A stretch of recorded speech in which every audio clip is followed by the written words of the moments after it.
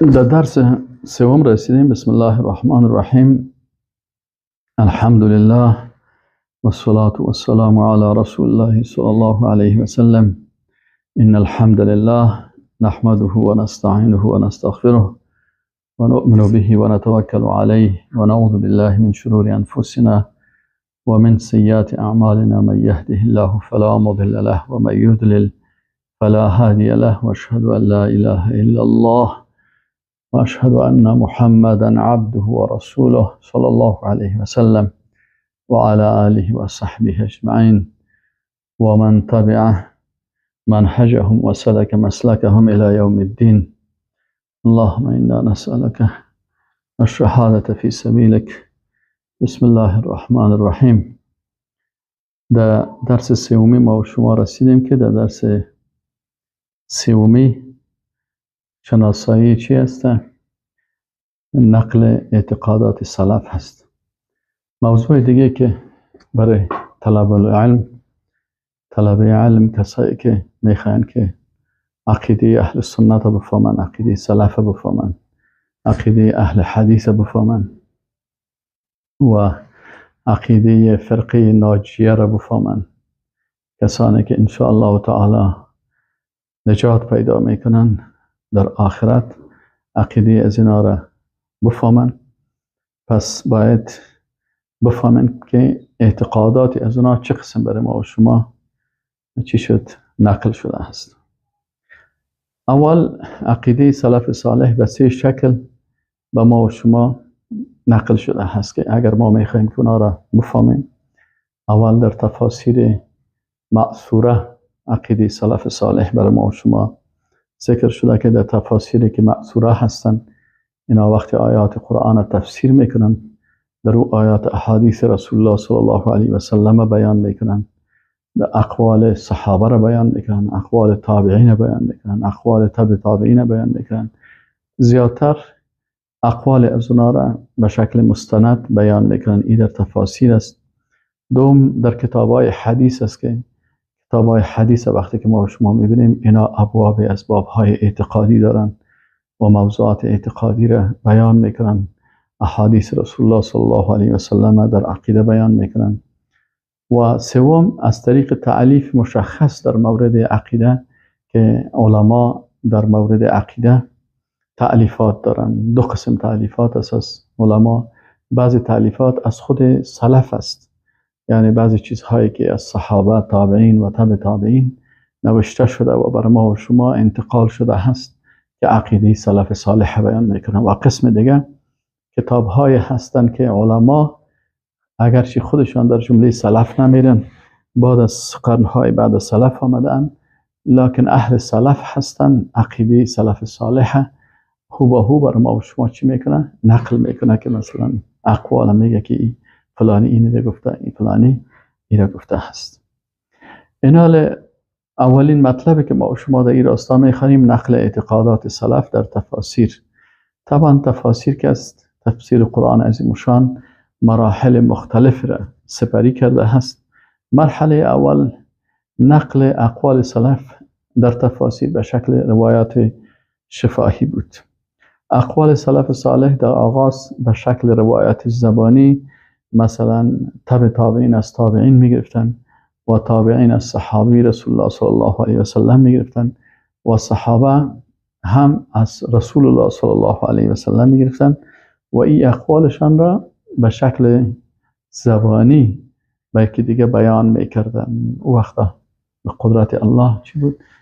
علما حافظی بسیار قوی داشتن، صحابه و تابعین و تبع تابعین، و آنچه برشان گفته میشد بسیار خوب را حفظ میکردن و بر دیگران انتقال میکردن.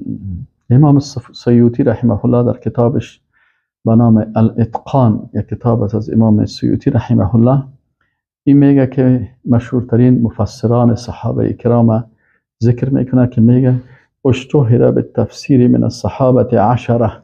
میگه از صحابه کرام در تفسیر 10 صحابی شهرت زیاد پیدا کردن که اینا صحابه بودن و مفسرین قرآن بودن. اینا کی بودن؟ الخلفاء الاربعه، خلفای 4گانه که ابوبکر و عمر و عثمان و علی رضی الله عنهم بودن. و اگرچه خلفای راشدین 5 تا هست که پنجمیشان حسن ابن علی رضی الله عنه، این هم از جمله خلفای راشدین هست. و دیگه از جمله مفسرین که بودن در صحابه که شهرت پیدا کردن بعد از 4 خلیفه، عبدالله ابن مسعود بود و ابن مسعود و ابن عباس. عبدالله ابن مسعود و عبدالله ابن عباس 6 و ابی ابن کعب 7 و زید ابن ثابت 8 و ابو موسی اشعری 9 و عبدالله ابن زبیر 10. این 10 صحابه کرام امام سیوطی رحمه الله میگه که اینا از جمله مفسرین صحابه بودن. و در کتاب التفسیر و المفسرون که دکتر ذهبی را تألیف کرده هست، او میگه که در میان صحابه بغیر از اینا هم بودن، مثلا دیگر صحابه هم در جمله مفسرین بودن که قرآن تفاسیر کردن، لکن به او اندازه که اونا تفسیر کردن از اینا زیاد نبوده، مثل انس ابن مالک، ابی هریره، عبدالله ابن عمر، جابر ابن عبدالله، عبدالله ابن عمرو ابن العاص و ام المؤمنین عایشه صدیقه رضی الله عنهم اجمعین. ولی تفاسیر از اینا میگن باز کم بوده هست. دیگه در میان تابعین در تفسیر مدرسه های شهرت یافتن که 3 مدرسه از جمله مدارس تفسیری بسیار مهم بودن. این مدارس کدام یکی بود؟ یکی مدرسه مدینه منوره بود، یکی مدرسه مکه مکرمه بود و سومش مدرسه عراق بود. اول مدرسه تفسیر در مکه که اقوال سلف صالحه نقل کرده هند، شیخ الاسلام ابن تیمیه میگه که عالمترین اشخاص در تفسیر اهل مکه بودن. چرا؟ میگه اونا شاگردای عبدالله ابن عباس رضی الله عنهما بودن. عبدالله ابن عباس حبر از امت است و از جمله مفسرین و فقهای بزرگ اسلام هست. دیگه استاد مفسرین مکه کی بود؟ عبدالله ابن عباس رضی الله عنهما بود. مثلا که تابعینه که در این مدرسه درس خواندن، مجاهد، اکرمه، طاووس، عطا ابن ابی رباح اینا بودن. مجاهد ابن جبر مکی این در سال 21 هجری قمری تولد شده و در 104 هجری وفات کرده. از جمله علمای مکه هست، مقری هست و مفسر است و تخلصش ابوالحجاج هست، از جمله مفسرین تابعین هست. و دیگه از جمله مفسرین تابعین که در مکه مکرمه در مدرسه مکه علم آموختن، ابو عبدالله اکرمه هست. اکرمه مدنی ای هم در 104 هجری قمری وفات کرده. سومش طاووس هست که به نام طاووس مشهور است، طاووس ابن کیسان. ابو عبدالرحمن لقب هزی هست. ای از جمله علمای حمیر از یمن بوده. ای را یمانی میگن. یمانی یعنی از یمن بود، از منطقه حمیر. و دیگه چی هست؟ اینا ابو عبدالرحمن طاووس ای از عبادله گرفته هست، عبدالله ابن مسعود، عبدالله ابن عباس، عبدالله ابن زبیر از اینا، و در سال 106 هجری وفات کرده. دیگه از جمله تابعین عطا ابن ابی رباح هست که این مکی قریشی هست که در 27 هجری تولد شده و در 114 هجری ای وفات کرده. دومین مدرسه تفسیر در مدینه بود که علمای اهل مدینه در تفسیر مثلا زید ابن اسلم که چی هستن که از او امام مالک رحمه الله تفسیر گرفته و از او همشن پسرش عبدالرحمن. استاد از این مدرسه مدینه که هست کی هست؟ صحابی جلیل قدر ابی بن کعب است. اینا در مدینه منوره در استاد تفسیر که اقوال سلف صالح در عقیده و در امور آیات قرآن تشریح و تبیین میکرد، ابی ابن کعب رحمه الله رضی الله عنه است که استاد مدرسه مدینه هست. و شاگردای از یکیش خو ابوالعالیه بود از جمله تابعین که ای تابعی ثقه هست. و ابوالعالیه رفیع ابن مهران ریاحی میگن رحمه الله تعالی. دیگه محمد ابن کعب ابن سلیم ابن اسد قرضی مدنی هست. این در 118 هجری وفات کرده. محمد ابن کعب از مفسرین تابعین است و دیگر زید ابن اسلم این هم از مفسرین تابعین است که در سال 136 هجری وفات کردند. مدرسه سوم که در عراق بود، استاد از این مدرسه عبدالله ابن عباس رضی الله عنه هست و شاگردای از اینا از تابعین علقمه ابن قیس ابن عبدالله ابن مالک نخعی کوفی، ایره علقمه ابن قیس ایره اما به نام نخعی هم مشهور است و در سال 61 هجری وفات کرده است. دیگه مسروق ابن اجدع، این هم مسروق از جمله کی هست؟ از جمله تابعین از مدرسه عراق هست. ابو عایشه ایره هم میگفتن که مسروق ابن اجدع ابن مالک ابن امیه حمدانی کوفی هست. و سومیش اسود هست، اسود ابن یزید ابن قیس نخعی رحمه الله و ابو عبدالرحمن ایره میگفتن در سال 74 هجری وفات کرده. دیگه ابو اسماعیل مره ابن شراحیل حمدانی، این هم کوفی هست، در سال 76 هجری وفات کرده.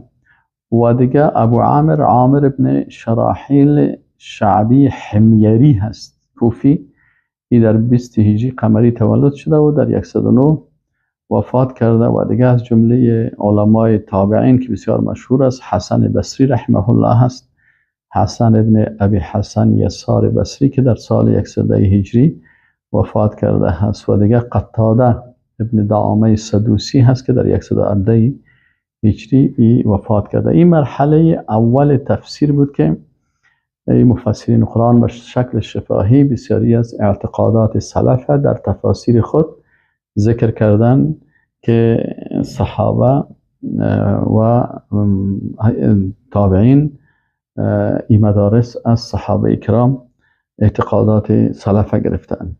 مرحله دوم در تفاسیر تدوین شده هست که وقتی که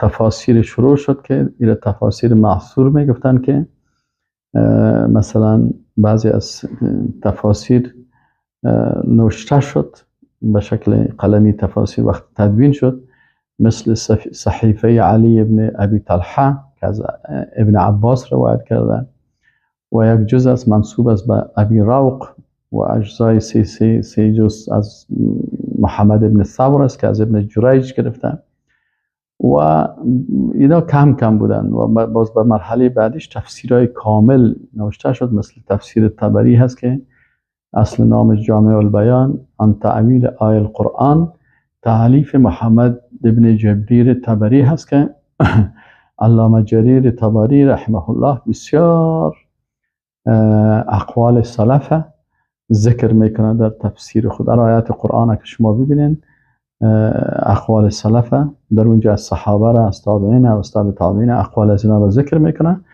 و در پالوی از این ترجیح و اقوال خود هم ذکر میکنه. خب تفسیرش در جمله تفاسیر مأثوره معتبره محاسبه میشه. و دیگه تفسیر ابن ابی حاتم هست. ابن ابی حاتم ابو محمد عبدالرحمن ابن محمد ابن ادریس ابن منظر تمیمی حنظلی رازی مشهور است به نام ابن ابی حاتم که در 327 هجری وفات کرده و تفسیر ازی به نام تفسیر ابن ابی حاتم از تفاسیر مأثوره معتبره هست. بسیار تفسیر خوب و معتبر هست که اقوال سلف صالح در فهم قرآن و مسائل اعتقادی رو بسیار خوب برای ما و شما تشریح و توضیح میکنه. یعنی انسان میتونه که در بسیاری مسائل اعتقادی به تفاسیر از اینا مراجعه بکنن، در عقیده سلف یاد بگیرن.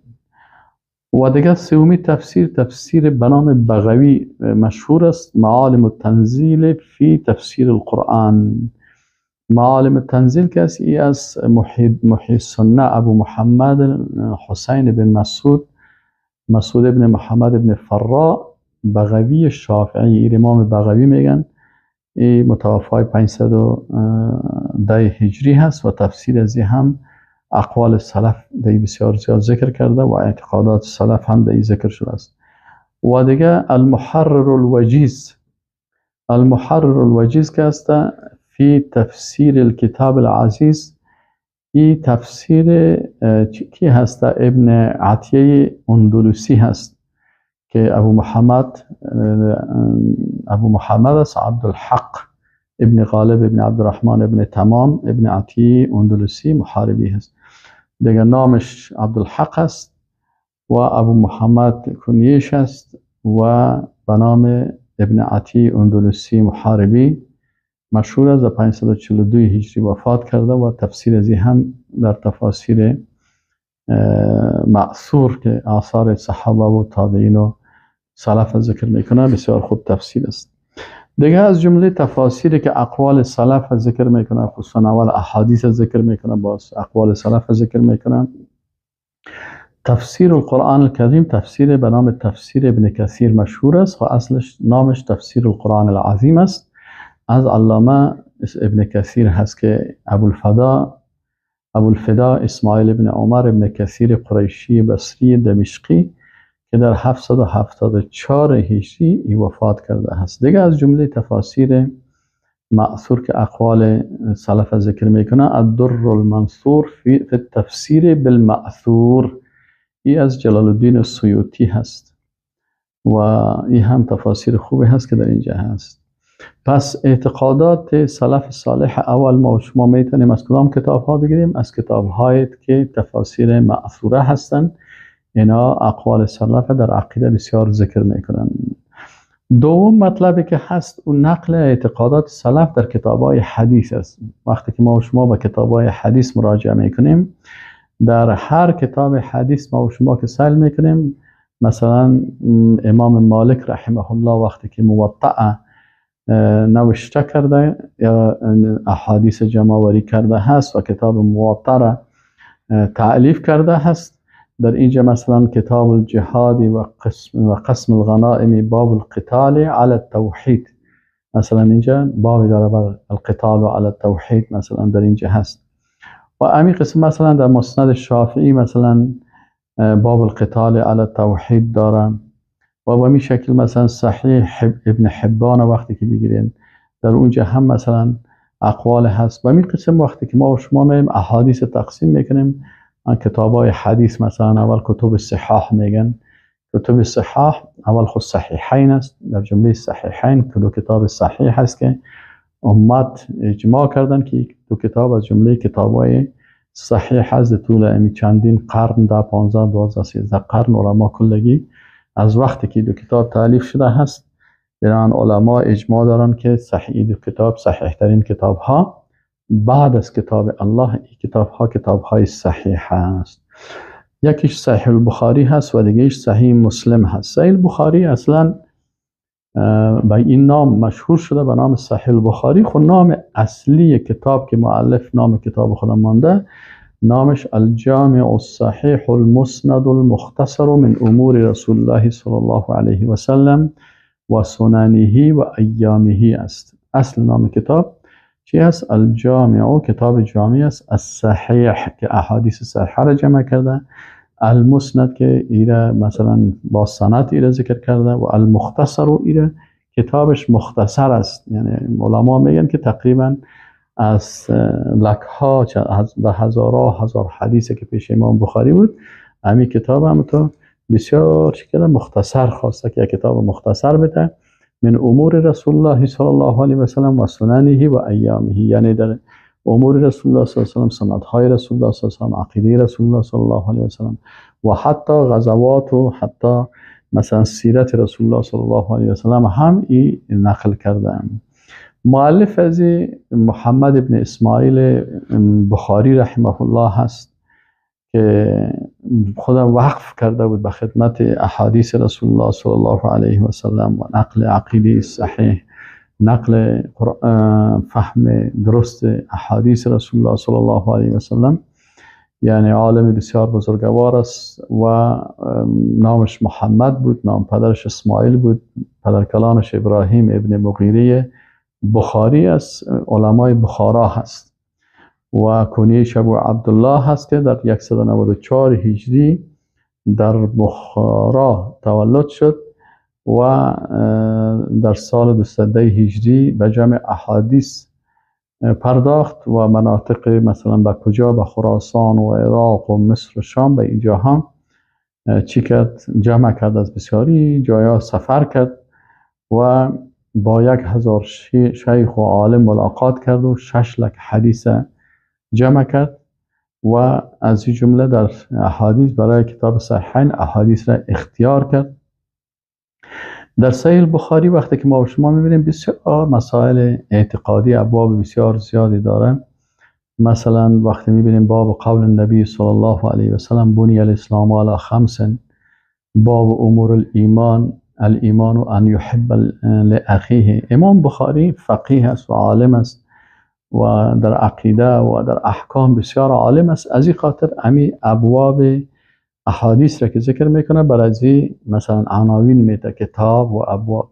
شما هر باب که میبینین یا هر کتابی که هست که ذکر میکنه اما موضوع اساسی فهم دقیق مثلا از عنوانش میفهمین، برای انسان میفهمونه که این حدیث، این روایت موضوعش اینی مسئله هست. مثلا میگه که باب من الایمان ان یحب لاخیه ما یحب لنفسه، یعنی امی هم از جمله ایمان است. دیگه مثلا میگه که باب حب الرسول صلی الله علیه و سلم من الایمان. این حالا میگه چی هستن؟ محبت رسول الله صلی الله علیه و سلم از ایمان است. یا باب دیگه که میگه که باب حلاوت الایمان، باب من الدین الفرار من الفتن، باب قول النبی صلی الله علیه و سلم انا اعلمكم بالله وان المعرفة في القلب، باب التفاصيل اهل الايمان في الاعمال، باب الحياء من الايمان، يعني ان الايمان هو العمل، باب كفران العشير، باب كفر مثلا كفر دون كفر. اینا بسیاری از مسائل است که امام بخاری رحمه الله ایره ذکر میکنن. دیگه از جمله کتاب‌های حدیث صحیح مسلم است. صحیح مسلم هم به این نام شهرت پیدا کرده، لکن صحیح مسلم اصل نامش صحیح مسلم نیست. نامش اصلی چی است؟ المسند الصحیح المختصر بنقل العدل عن العدل الى رسول الله صلی الله علیه و سلم. این هم میگه که کتابش مسند مختصر هست، مسند است، صحیح است و مختصر است، با نقل عدل از عدل تا به رسول الله صلی الله علیه و سلم. یعنی این میگه که از کسایی که احادیث نقل میکنن کسایی هستن که عدل هستن. این عدل از عدل دیگه گرفته، عدل دیگه مثلا دیگه گرفته، تابعی مثلا تابعی عدل است، باز تابعی عدل است، تابعی عدل باز از صحابی که عادل هست و بالاخره به رسول الله صلی الله علیه و سلم اما احادیث میرسانه. و نام از این عالم بزرگوار مسلم ابن حجاج ابن مسلم ابن ورد ابن کرشان قشیری عامری نیشاپوری هست که ابوالحسین لقب یا کنیه هزی هست. در سال 207 هجری در قبیله بنی قشیر نیشاپور تولد شده هست و در سال 204 در قبیله بنی قشیر خواب. و موضوعاتی که در کتاب ازی هم است وقتی که شما ببین کتاب الایمان، مثلا کتاب الایمان باب بیان الایمان و الاسلام و الاحسان و وجوب الایمان، این هم با علم خود مثلا عناوین را که میتم آدم میفهمه که اینی احادیث موضوعات اعتقادی بسیار مهمی را ذکر میکنه. دیگه از جمله کتاب هایی که اینا هم در جمله کتاب های صحیح ذکر شده هست، خب مثل صحیح بخاری و صحیح مسلم متفق علیه نیستن. مثلا صحیح ابن خزیمه هست که از محمد ابن اسحاق در 311 هجری و صحیح ابن سکن که او ابو علی سعید ابن عثمان است که در 353 هجری و صحیح ابن حبان است ابو حاتم محمد ابن احمد ابن حبان بستی که در 354 هجری. اینا هم موضوعات اعتقادی را ذکر میکنن. منتها او دو کتاب که هست در جمله کتاب های صحیح چی هستن؟ صحیح متفق علیه هستن، اما این صحت از اینا را علما سرش گپ‌هایی دارن. همین قسم مثلا کتاب المستدرک علی الصحیحین از حاکم نیشاپوری هست و هم در جمله کتاب‌های صحیح میگن، لکن علما در صحت احادیثش یعنی اختلاف نظر میکنن و در کتاب المستدرک علی الصحیحین از حاکم نیشاپوری در کتاب از او اقوال ضعیف هم پیدا کردن، احادیثی که یعنی کلش اما صحیحین صحیح بخاری و صحیح مسلم که است، یعنی باز جمله کتاب های صحیح متفق علیه هستند. دیگه از جمله کتاب های حدیث کتاب سنن هست. بعضی کتاب ها هستن که به نام کتاب های سنن هستن، مثلا سنن ابی داود است از سلیمان ابن اشعث سجستانی 275 هجری و ترمیزی هست که ای از ابو عیسی محمد ابن عیسی هست و سنن نسائی است، سنن ابن ماجه هست و از دارمی هست، دارقطنی هست، بیهقی هست، شرح درر السنه هست. کتاب ها هستن و دیگه در کتاب های حدیث در مصنف هست، مثلا مصنف عبدالرزاق و مصنف ابن ابی شیبه هست.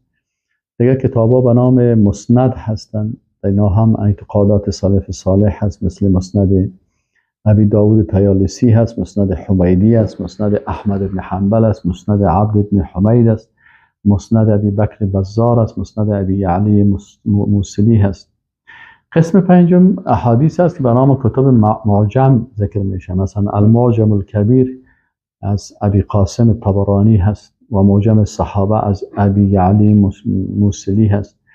قسم ششم کتب احادیث قدسی هست، مثلا کتاب‌های هست که به نام احادیث قدسی، مثلا الاتحافات السنیه بالاحادیث القدسیه از عبدالرؤوف مناوی هست و الاتحافات السنیه فی الاتحافات السنیه فی الاحادیث القدسیه از شیخ علی مدنی هست. دیگه به نام الاحادیث القدسیه تألیف لجنه قرآن و حدیث است از مجمع شورای اسلامی ازهر. دیگه از من الاحادیث القدسیه تألیف یاسین رشدی است، صحیح المسند من الاحادیث القدسیه مصطفی عدوی و جامع الاحادیث القدسیه از ابو عبدالرحمن عصام ضبابتی هست. دیگه مطلب سومی که ما و شما به کتاب های نقل اعتقادات سلف که اینی هست که ما و شما انشاءالله کم کم از این کتاب ها را انشاءالله میخوانیم. نقل اعتقادات سلف در رساله ها و کتاب ها هست، مثلا به اشکال مختلف این کتاب ها تألیف شده است. کتاب هایی است که مشخصا در مورد عقیده هست، مثلا قسم اول کتاب های عقیده سلف است که به نام السنه. قبلا ما شما گفتیم که السنه، ما شما سابق گفتیم که ما تلقاه الصحابه عن رسول الله صلی الله علیه و سلم من الشرع و الدین و الهدی الظاهر و الباطن، یعنی امو عقیده. این اکثر کتاب‌های عقیده را عقیده سلف به نام السنه ذکر کردن. کتاب‌های السنه مثلا السنه تألیف ابوبکر احمد بن یزید خلال در 211 هجری وفات کرده. این هم یکی از کتاب‌های عقیده هست به نام السنه. دیگه کتاب اصول السنه از ابو عبدالله احمد بن محمد بن حنبل، ای از امام احمد بن حنبل است، به نام اصول السنه کتابش هستن، بسیار کتاب خوب در عقیده هست. دیگه شرح السنه که هست، ای از اسماعیل بن یحیی مزنی هست در 264 هجری. دیگه کتاب السنه از ابو داود سلیمان بن اشعث سجستانی هست و شرح مذاهب اهل السنه و معرفت شرائع الدین و تمسک بالسنن از ابی حفص عمر بن احمد بن عثمان بن شاهین است، 279 هجری وفات کرده. و کتاب السنه به نام السنه تألیف ابی بکر بن ابی عاصم شیبانی، این هم بسیار کتاب مهمی است که انشاءالله الله توفیق بده ما و شما بخوانیم. کتاب السنه تألیف عبدالله بن احمد پسر امام احمد، عبدالله نام داشت، پسر امام احمد بن حنبل، پدرش هم تألیف داشت و پسرش هم که عبدالله بن احمد بن حنبل است او هم در 290 وفات کرده و کتابش به نام السنه داره در عقیده. و دیگه محمد ابن نصر مروزی که در 294 وفات کرده، این هم کتاب سنه داره. و دیگه کتاب صریح السنه از محمد ابن جریر طبری هست، همین مفسر مشهور. و دیگه کتاب سنه تعلیف خلال هست، خلال بغدادی، ابوبکر احمد ابن محمد.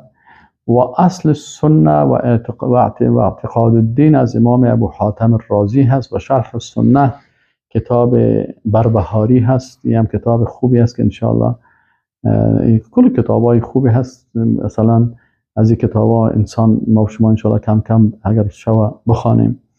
این در 329 هجری وفات کرده. و اصول سنه که است از ابن زمنین مالکی هست، ابن زمنین مالکی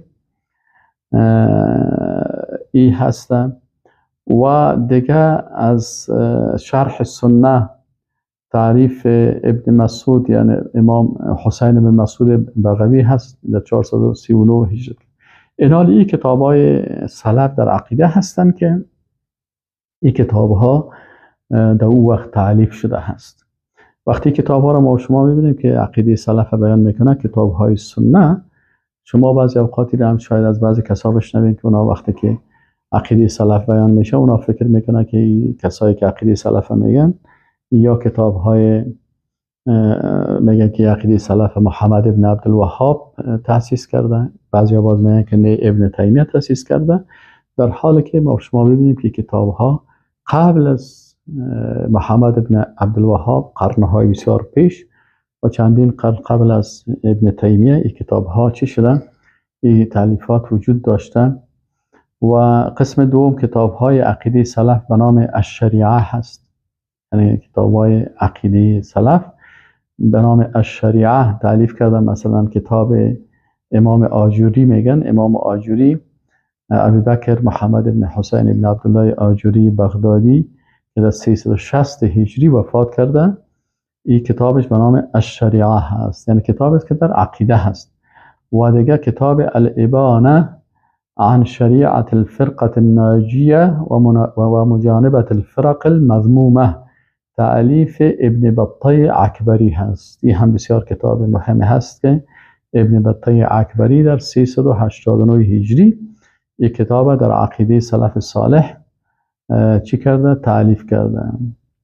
قسم سوم کتاب‌های عقیده سلف صالح به نام التوحید، هم کتاب‌ها را سلف عقیده سلف تألیف کردن. مثلا کتاب التوحید تألیف محمد ابن اسماعیل بخاری، یعنی در محمد ابن اسماعیل بخاری این در کتابش در کتاب فکر میکنم در صحیح بخاری یک بخش هست به نام توحید هست که بازی را یا کتاب والله اعلم انشاءالله سرش بحث میکنیم پیدا میکنیم. و دیگه کتاب توحید و اثبات صفات الرب عز وجل تألیف ابوبکر محمد ابن اسحاق ابن خزیمه هست که در 311 هجری وفات کرده. دیگه کتاب توحید و معرفت اسماء الله عز وجل و صفاته علی الاتفاق و التفرد، ای از ابو عبدالله محمد ابن اسحاق ابن منده متوفای 395 هجری هست. قسم چهارم کتاب‌های عقیده به نام الایمان، دیدیم کتاب‌ها به نام السنه، به نام الشریعه، به نام التوحید. و قسم چهارمش با چی است؟ کتاب است به نام الایمان. مثلا الایمان و معالمه و سننه و استکماله و درجاته یک کتاب هست. تعریف ابو عبید قاسم ابن سلام هروی بغدادی در سال 224 هجری وفات کردن. و دیگه کتاب الایمان تعلیف ابوبکر ابن ابی شیبه عبدالله محمد ابن ابراهیم ابن عبدالله ابن محمد ابن ابراهیم ابن عثمان ابن خواستی عبسی، این 235 هجری وفات کرده. و دیگه کتاب ایمان که عقیده سلف بیان میکنن الحافظ محمد ابن یحیی ابن عمر عدنی در 243 هجری هست. دیگه ایمان تألیف کی هست؟ ابن منده عبدی ابو عبدالله محمد ابن اسحاق هست، متوفای 395 است. دیگه کتاب شعب الایمان الحافظ ابو عبدالله الحلیمی بخاری هست که در 430 هجری وفات کرده. و مسائل الایمان ای باز از قاضی ابو یعلی هست که در 458 هجری وفات کرده. و کتاب تعلیل ایمان از شیخ الاسلام ابن تیمیه هست که تقی الدین احمد ابن عبدالسلام ابن عبدالحلیم ابن عبدالسلام ابن تیمیه حرانی هست. ای از در 728 هجری وفات کرده. این سکن ای در 728 است. اما علمای دیگه که مثلا در قرنهای قبلی بودن تعلیف داشتن در عقیده سلف.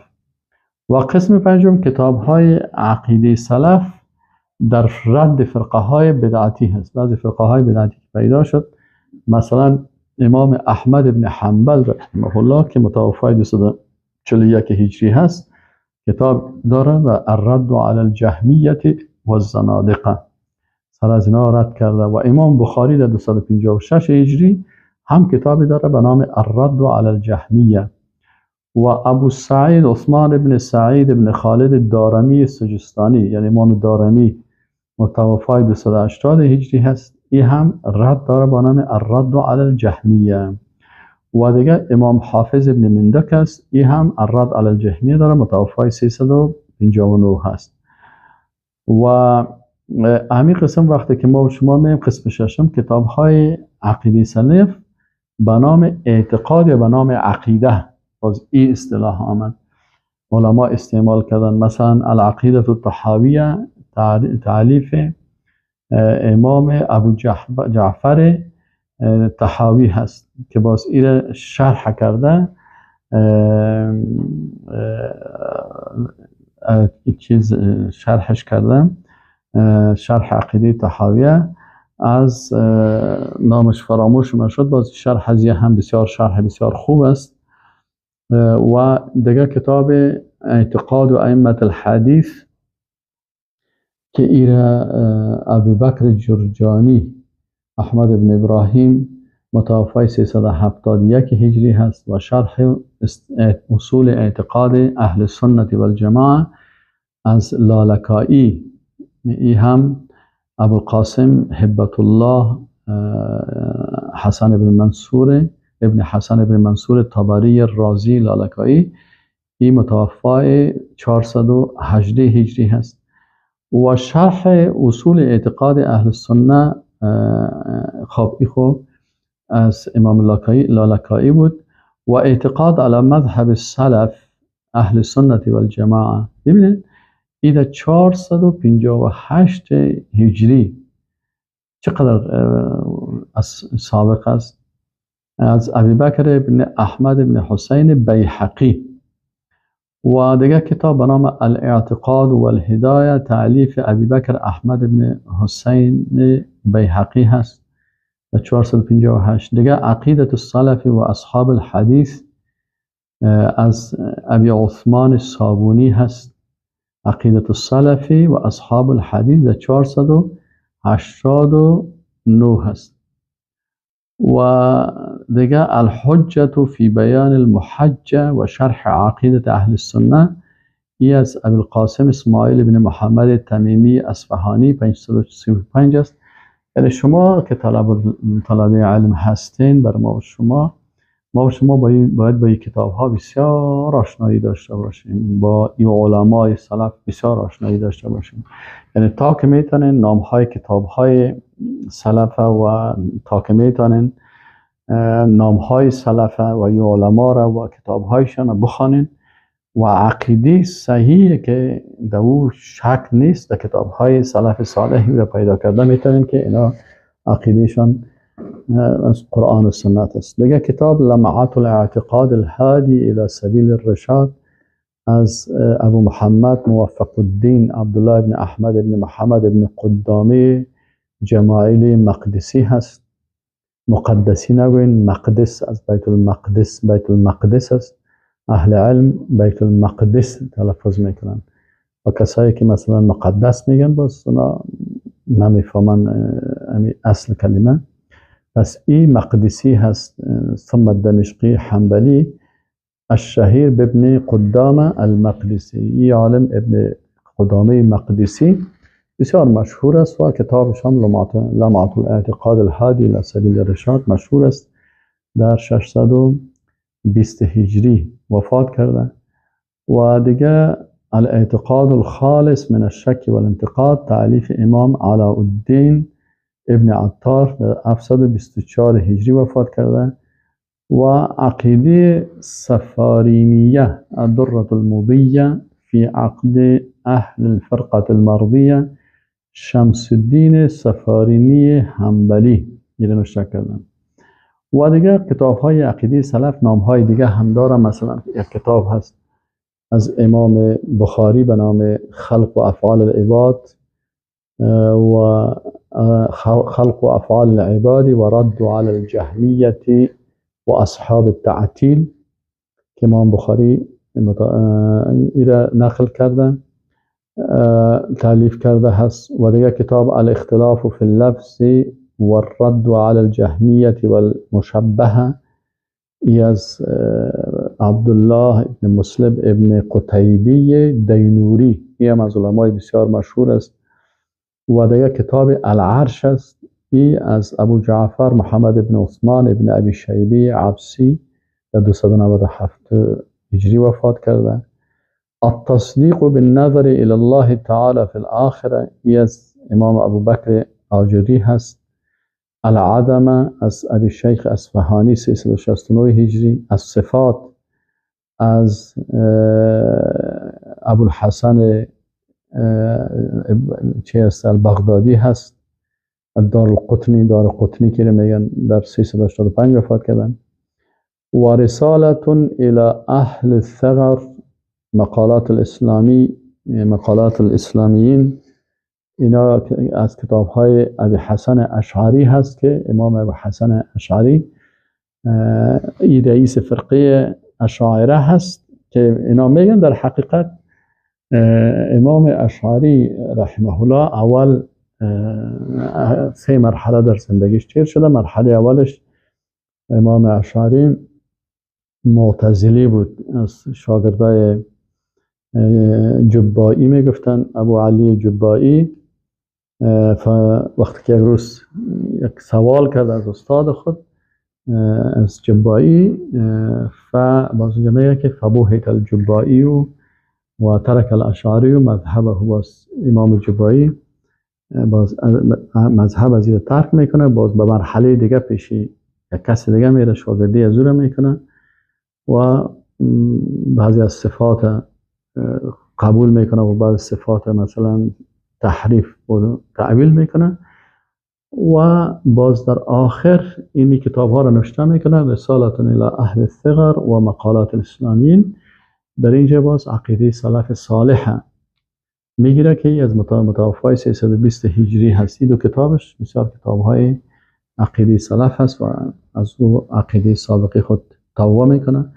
ولی متاسفانه کسایی که خود اشاعره میگن باز به مو مرحله دومش میگیرن. این مرحله سومه که توبه کرده و عقیده سلف گرفتن دیگه. نسأل الله العفو والمغفرة والهدایه. و دیگه از کتاب الرؤیه تالیف امام حافظ علی ابن عمر دار قطنی هست که در 385 هجری وفات کرده. شرح و اصول اعتقاد اهل السنه والجماعه از هبت الله طبری لالکایی هست. و دیگه عقیدة السلف اصحاب الحدیث، ای از قبلا هم گفتیم ابو عثمان اسماعیل ابن عبدالرحمن الصابونی. 2 صابونی هست، شما ایره خلط از پیش جان نشن. یکی صابونی متأخر است که یک تفسیر صابونی دارن، خواهی علمای سالهای شاید چند سال پیش قبل بوده است، چند سال میشه وفات کرده. لکن این صابونی در 449 هجری وفات کرده. این کتاب داره به نام عقیدة السلف دیگه انال اصحاب الحدیث. این کتاب بسیار کتاب خوب است، انشاءالله الله توفیق بده ایره بخوانیم. الاسماء و صفات تالیف احمد بن حسین است. ابوبکر بیهقی و اثبات عذاب قبر هم از امام بیهقی هست و کتاب های زیاد مثلا مسئله العلو و نزول فی الحدیث از محمد بن طاهر مقدسی به نام ابن قیسرانی از علمای 507 هجری وفات کرده. النصیحه فی صفات الرب جل و علا از جوینی هست 438 هجری. 40 فی دلال التوحید از اسماعیل هروی هست. ابی اسماعیل هروی از علمای 481 هجری وفات کرده. الحجه فی بیان المحجه. این تالیف کتاب ها بسیار زیاد است. انشاءالله تعالی شما باز میشه کتاب بگیرین و ایره بخوانین. و قسم هشتم کتاب های عقیده، مثلا بعض عقیده سلف به شکل قصاید جور شده، مثلا القصیده النونیه ابن قیم جوزی جور کرده. بسیار خوب کتاب است. این قصیده از یک کس بتانه حفظ بکنه ابیاتش و عقاید بسیار به شکل مختصر میگه و انسان بسیار از استفاده میکنه. یعنی در 3-4 بیت بسیار موضوعات قوی اعتقادی را بیان میکنه. دیگه قصیده دره المضیء از سفارینی هست و قصیده سلم الاصول از حافظ حکمی هست. اینا است. شکل دوم از کتاب های دیگه هستن که اینا از مصادر مختلف عقیده سلف جمع کردن و یک کتاب بسیار خوبی را من چند وقت پیش دیدم، الجامع فی عقائد و رسائل اهل السنت والاثر. اینی کتاب که هست الجامع اسید، این مؤلف معلوماتش از مصادر مختلف از کتاب ها و رساله ها و نسخه های خطی و طبع شده این ذکر کرده و حتی رساله امیر المؤمنین ابن عمر ابن خطاب که از 24 هجری 23 هجری شروع کرده، باز هم قسم از سعید ابن جبیر، از عمر ابن عبدالعزیز. یعنی تقریبا بسیار زیاد رساله ها را ذکر کرده که از این کتاب هم انسان استفاده بکنه و این کتاب های چی هستن. ما و شما انشاءالله تعالی بعد از این کتاب را که بخیر شروع میکنیم، کتاب فضل این پیشتان یادداشت بگیرین. کتاب فضل باشه نام شما برتان دقیق چی کنم. فضل علم السلف علی الخلف. کتاب هست از ابن رجب حنبلی رحمه الله هست که ما و شما انشاءالله تعالی همین کتاب چی میکنیم، باز ما و شما رو انشاءالله میخوانیم که فضیلت اهل سلف و عقیده سلف بالای خلف بیان میکنن و ما و شما انشاءالله اول کتاب میخوانیم که فضیلت عقیده و علم اهل سلف بفهمیم. باز بعد از اون میریم سر به این سلسله ما شما باز کتاب های دیگه که از عقیده سلف است انشاءالله تعالی.